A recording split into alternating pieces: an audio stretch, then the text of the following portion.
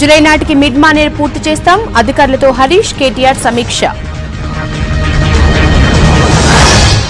MMTS 2కు Yadadri లైన్కు నిధులు, కొత్త లైన్లు, పొడిగింపులు ప్రకటించిన కేంద్రం.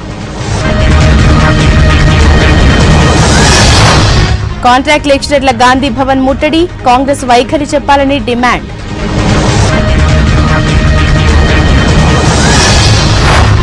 నెల్లూరులో విండ్ పవర్ ప్రాజెక్టు ప్రారంభం, 18,000 మెగావాట్లే లక్ష్యమన్న బాబు.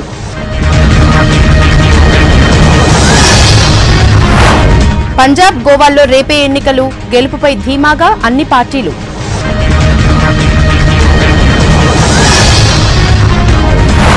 యూపీలో పార్టీల హోరాహోరీ ప్రచారం, విమర్శల హీట్ పెంచిన నాయకులు.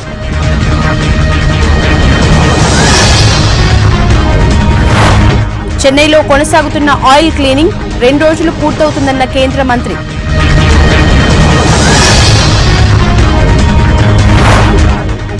ముగిసిన విశాఖ లారా గోల్ఫ్ టోర్నమెంట్ స్పెషల్ అట్రాక్షన్ గా క్రికెటర్ బ్రియాన్ లారా.